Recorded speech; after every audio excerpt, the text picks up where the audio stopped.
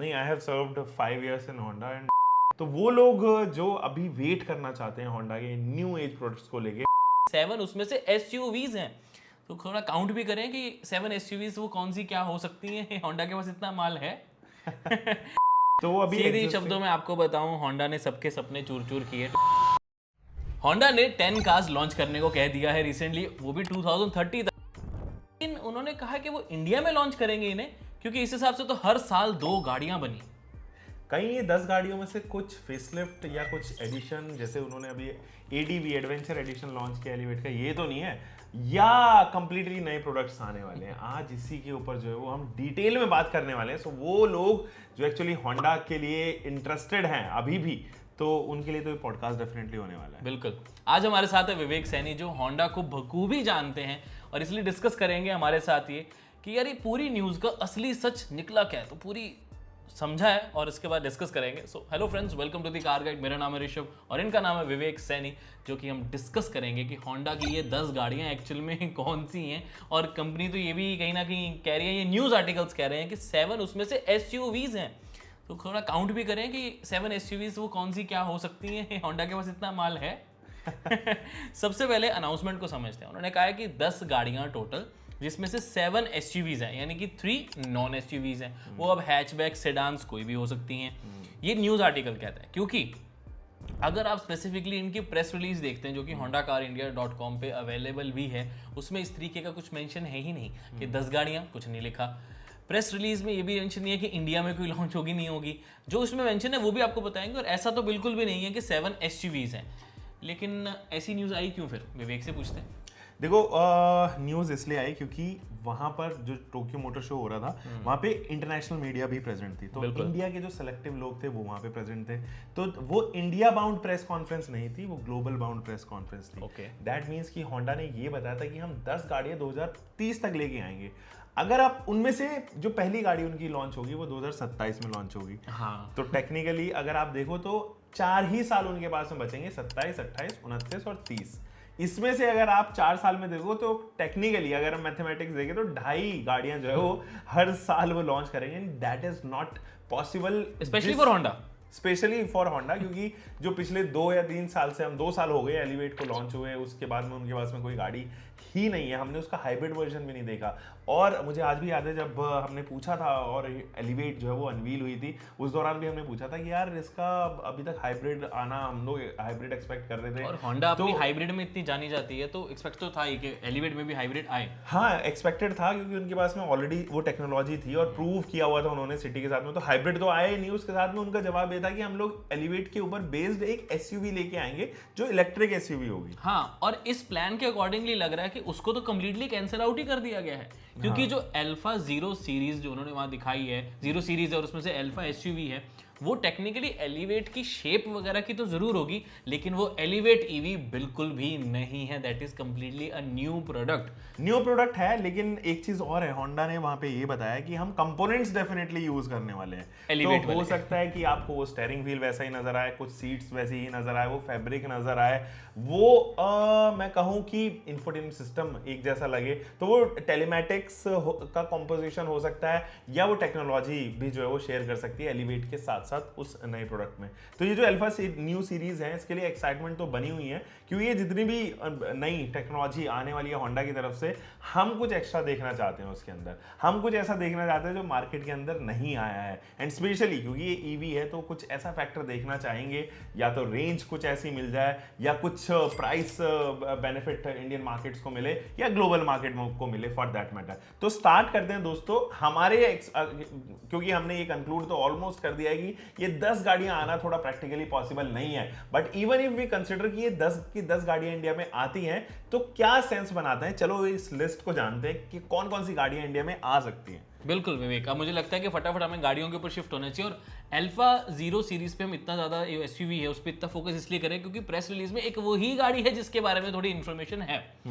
तो उसमें अगर आप ध्यान से देखेंगे, और जो हम आपको बता सकते हैं कि 2027 में वो इंडिया और जापान में बनाई जाएगी, एक्सपोर्ट भी करी जाएगी इंडिया से दूसरी मार्केट्स के लिए, और इंडिया में भी सेल की जाएगी। तो 2027 में, उसे ये नहीं पता कि फर्स्ट हाफ में, सेकंड हाफ में, मिड में कब वो गाड़ी आती है, बट उसे लाया जाएगा।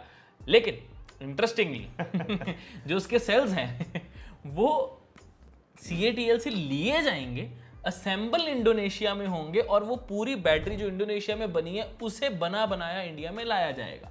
तो जो विवेक बोल रहा था कि शायद होंडा कम प्राइस में लेके आए, वो तो पूरा कैंसिल आउट हो गया कि जो ये गाड़ी है वो कम प्राइस पे तो नहीं आने वाली। हाँ, जब इंपोर्ट ड्यूटीज लगती हैं किसी भी प्रोडक्ट पे तो वो डेफिनेटली आप प्राइस को जो है वो देखोगे यहाँ पे बढ़ता हुआ नजर आता है। तो वो कॉस्ट एफिशिएंसी तो फिलहाल नजर नहीं आ रहा है उस पर्टिकुलर प्रोडक्ट में। अगेन अगर हम कुछ और प्रोडक्ट्स के बारे में बात करें जैसे कि एलिवेट ईवी, उसके ऊपर हम बात कर रहे थे, वो उसका सेंस नहीं बनता, लेकिन अब एलिवेट हाइब्रिड आने के चांसेस बहुत ज्यादा हैं। एक्चुअल में जो पहली गाड़ी आएगी that is going to be Honda Elevate hybrid अगले साल यानी कि 2026 के स्टार्टिंग में, मेरे ख्याल से फर्स्ट हाफ के बीच में आ जानी चाहिए। उसका एक रीज़न है टेक्नोलॉजी ऑलरेडी अवेलेबल है, गाड़ी ऑलरेडी अवेलेबल है, फिटमेंट का ही एक है खेल। वैसे आ तो पहले ही जानी चाहिए थी, बट जैसे होंडा हमेशा थोड़ा सा लेट आता है तो वो इसके साथ भी हल्का सा लेट है एलिवेट हाइब्रिड के साथ। मुझे लगता है विक्टोरियस से पहले आ जाना चाहिए था इसको, एक एज मिल जाता उसको, क्योंकि विक्टोरियस अच्छा खासा सेल आउट हो रही है, मजा आ रहा है उसको देख के, सड़कों पे रेगुलरली दिख रही है। एलिवेट भी अच्छा सेल हो रही है होंडा के हिसाब से, बट हाइब्रिड के साथ आने से डेफिनेटली उसकी सेल्स में फर्क पड़ेगा। हाइब्रिड जो आ रही है वो होंडा सिटी वाली ही आएगी या फिर थोड़ा सा और हाइब्रिड एडिशनल? नहीं सेम ही आएगी, EHEV ही आएगी, क्योंकि जो पावर ट्रेन्स हैं, जो ट्रांसमिशन हैं वो दोनों सेम है, कंपैटिबल है वो, और लगभग सेम टेक्नोलॉजी है, कुछ ज़्यादा अंतर है नहीं मैकेनिकल एस्पेक्ट में सिटी में और एलिवेट में। तो वो तो हाइब्रिड आपको वही देखने को नजर आएगी जो होंडा सिटी के अंदर नजर आती है। अब देखने वाली बात ये होगी कि वो रेंज कितनी ज़्यादा आपको एक्स्ट्रा ऑफर कर रही है, माइलेज फॉर दैट मैटर कितनी ज़्यादा आपको एक्स्ट्रा ऑफर कर देती है सिटी के कंपैरिजन में, क्योंकि यहाँ पे डायनामिक्स कंप्लीटली चेंज होंगे। आप होंडा सिटी जैसा एक एरोडायनामिक शेप एलिवेट के अंदर एक्सपेक्ट नहीं कर सकते, और वो डेफिनेटली माइलेज के ऊपर कंसिडरेशन होगा। जो नेक्स्ट प्रोडक्ट यहाँ पर मुझे नजर आ रहा है that would be the facelift of 2 sedans जो यहाँ पर हैं। नहीं, मैं 3 बोलूंगा। उसका एक रीजन है, बिकॉज होंडा उसे 3 कंसिडर करता है। कैसे? अगर आप उनकी वेबसाइट भी देखोगे वहां पर भी सिटी और सिटी हाइब्रिड को अलग अलग कंसिडर किया जाता है, और मुझे भी लगता है कि होंडा इस बार भी उनको अलग अलग कंसिडर करेगा जब फेसलिफ्ट वर्जन लाने हैं, ताकि नंबर्स खेल सके। तो आपको अमेज का फेसलिफ्ट, होंडा सिटी का फेसलिफ्ट और होंडा सिटी EHEV का फेसलिफ्ट अलग अलग करके 3 काउंट हो जाएंगे। एक होंडा एलिवेट हाइब्रिड तो हो गए, तो हमने आपके पास 4 गाड़ियां तो एग्जिस्टिंग वाली और 5वीं अल्फा 0 जो SUV है वो कंसिडर कर ली। अब जो छठी गाड़ी होगी दैट वुड बी द 0, वो बिग साइज SUV होगी, बट वो भी EV ही होगी। तो अल्फा सीरीज में बनी हुई जितनी भी मैं गाड़ियां आपको बता रहा हूं those will be electric vehicles. उनमें से 2 SUV होगी और एक सलून, दैट मींस की सेडान होगी, और वो सेडान EV में आने के चांसेस तो बहुत कम मुझे लगते हैं कि नहीं आने वाली। अभी हाल फिलहाल में भी हमारे पास जितनी भी इलेक्ट्रिक व्हीकल्स हैं उनमें सेडान में तो अभी तक नहीं कोई आई। और मेन ये है कि जो अल्फा जिसकी बात विवेक कर भी रहा है, मेन बिग SUV एक अल्फा 0 है, एक 0 SUV है। 0 SUV अल्फा से भी थोड़ी बड़ी गाड़ी है, लेकिन उसकी सबसे बड़ी प्रॉब्लम ये है, जैसा कि प्रेस रिलीज में और हमें जितनी पता लगी चीज़ें, कि वो एज अ CBU यानी कि completely built up unit India में लाया जाएगा। इसका मतलब उसकी प्राइस होगी ज़्यादा। ये बहुत बड़ी प्रॉब्लम हो जाएगी इससे, बिकॉज पहले भी वो मूव कर चुका है। और इनफैक्ट मुझे जो जितनी चीज़ें पता लगी हैं कि 0 SUV से पहले पे तो 0 नाम क्यों रखा सब, 0 एमिशन की वजह से मैं ठीक है, लेकिन गाड़ी का नाम 0 रख देना ठीक है, ये वो शाहरुख खान की मूवी की तरह 0 ही ना रह जाए। अच्छा एक चीज और मैं आपको बता दूं, वो फैन जो CRV के फैन है मैं वही कहने लगा था, वो यहाँ पर क्रेजी होने वाले हैं, क्योंकि that is a confirmed SUV जो इंडिया में आएगी। But the sad part is वो आपको फॉर्च्यूनर की प्राइस पे पड़ने वाली है। Reason being it will be an imported, it will not be a knockdown, it will be completely build up unit. तो इंपोर्ट ड्यूटीज आप मान के चलो, तो CBU के थ्रू वो आएगी। और CRV इज अ ब्रांड जहां से हमने एक्चुअली लगभग फुल साइज SUVs को रिकॉग्नाइज करना स्टार्ट किया था 2005 में या 4 में फॉर दैट मैटर। और वो एक गाड़ी है जब अभी लास्ट जनरेशन भी जब इंडिया में आई थी वो लगभग 40 लाख के आसपास, 35 लाख के आसपास पड़ रही थी, और उस टाइम पर फॉर्च्यूनर का जो है वो सेकंड टॉप मॉडल जो है वो उस टाइम पर आ जाया करता था। तो ये एक ऐसा डिसीजन रहने वाला है जो होंडा को हिट बैक कर सकता है, माइट बी। क्या बोलते मेरे 2 क्वेश्चन है इसमें। विवेक ने बात शुरू करी कि जो CRV के फैन है, मुझे तो पहले बताओ ये CRV के फैन है कौन? मैं देखना चाहता हूँ कितने हैं CRV के। मैं बताता हूँ उसके पीछे क्या है। और दूसरी चीज आ जाती है कि होंडा ने ना थोड़ी सी चीजें, मतलब मुझे ऐसा लगता है कि होंडा डिजर्व ज्यादा करता है। हाँ। वो पता नहीं क्यों उतना ग्रैस्प नहीं कर पा रहा, और उसके यही सारे रीजंस है कि जो प्रोडक्ट आना चाहिए वो लेट आता है, या उसे कैंसिल कर देते हैं, या फिर उसे CBO ला के उसकी प्राइस इतनी रख देते हैं, क्योंकि इंडिया एक प्राइस सेंसिटिव मार्केट है। हमें कस्टमर्स का सोचना बहुत ज़्यादा इंपॉर्टेंट है कि वो कितने पैसे में क्या लेना चाहते हैं। अब इतने टैक्सेस दे के वो एक CRV जैसे प्रोडक्ट को शायद ना लें, बिकेगी तो बहुत कम बिकेगी।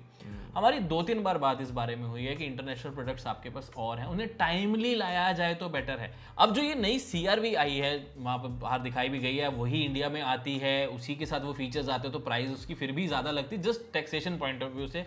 अगर वो यहाँ बनाई जाती तो मे बी उसका प्राइस थोड़ा कम रखा जाता तो ज़्यादा बिक भी जाती। अब यही चीज़ हमने होंडा से पहले भी डिस्कस करी थी।